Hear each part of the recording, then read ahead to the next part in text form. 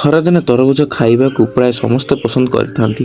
ଏଥିରେ ତରଭୁଜ ମାତ୍ରାରେ ଭିଟାମିନ୍, ମିନେରାଲ୍ସ ଏବଂ ଆଣ୍ଟି ଅକ୍ସିଡାଣ୍ଟ ରହିଥାଏ। ଗବେଷକଙ୍କ କହିବା ଅନୁଯାୟୀ ଜଣେ ବ୍ୟକ୍ତି ଗୋଟିଏ ଦିନରେ 300 ଗ୍ରାମ ତରଭୁଜ ଖାଇବା ଉଚିତ। ଏହା ସ୍ୱାସ୍ଥ୍ୟ ଉପଯୋଗୀ ମଧ୍ୟ ହୋଇଥାଏ। ତେବେ ଏପରି କିଛି ବ୍ୟକ୍ତି ଅଛନ୍ତି ତରଭୁଜ ଯେଉଁମାନେ ସ୍ୱାସ୍ଥ୍ୟ ପାଇଁ ହାନିକାରକ ହୋଇଥାଏ।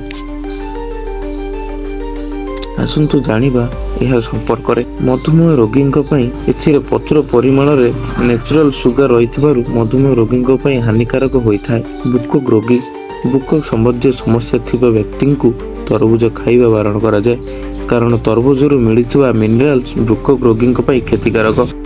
ଶ୍ୱାସ ରୋଗୀ, ଏହି ରୋଗୀକୁ ଥଣ୍ଡା ଜିନିଷଠାରୁ ଦୂରେଇ ରହିବା ପରାମର୍ଶ ଦିଆଯାଇଥାଏ।